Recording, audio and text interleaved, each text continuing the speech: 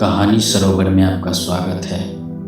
आइए सुनते हैं मुंशी प्रेमचंद की कलम से लिखी हुई एक और कहानी, पंच परमेश्वर। इस कहानी में बताया गया है कि जो व्यक्ति न्याय के प्रति जब भी अपने पक्ष में बैठते हैं तो उनके दिल में करुणा और प्यार की भावना उमड़ आती है।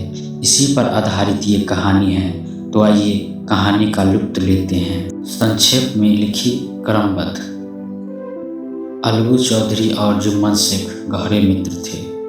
जुम्मन की एक बूढ़ी मौसी थी जिसने अपनी सारी जमीन जुम्मन के नाम इस शर्त पर कर दी थी कि वह जीवन भर उसकी देखभाल करेगा। शुरुआत में सब ठीक रहा, लेकिन कुछ समय बाद जुम्मन और उसकी पत्नी मौसी को बोझ समझने लगे। खाने पीने और सामान में कटौती होने लगी। परेशान होकर मौसी ने पंचायत में न्याय मांगा। पंचायत बैठी। मौसी ने अलगू चौधरी को पंच बनाने की मांग की।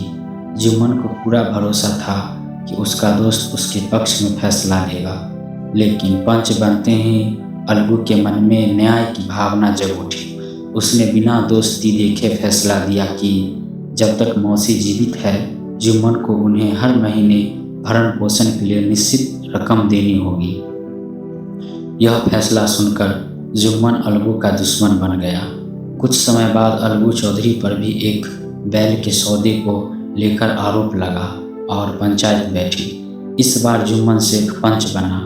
सबको लगा अब अलगू के साथ अन्याय होगा, लेकिन जैसे ही जुम्मन पंच बना उसके भीतर भी न्याय की आवाज़ गूंज उठी। उसने निष्पक्ष होकर अलगू के पक्ष में फैसला सुनाया।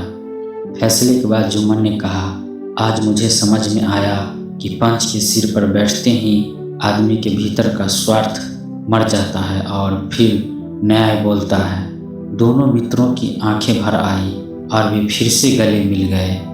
कहानी की शिक्षा। न्याय सबसे ऊपर है। सच्चा न्याय करने वाला पंच परमेश्वर के समान होता है। पद और जिम्मेदारी इंसान को महान बना देती है। अगर ये कहानी आपको अच्छी लगी हो तो हमारे चैनल को सब्सक्राइब करना ना भूलें, और हाँ, वीडियो अच्छी लगी हो तो शेयर ज़रूर करें और अपने दोस्त को ज़रूर सुनाएं। धन्यवाद।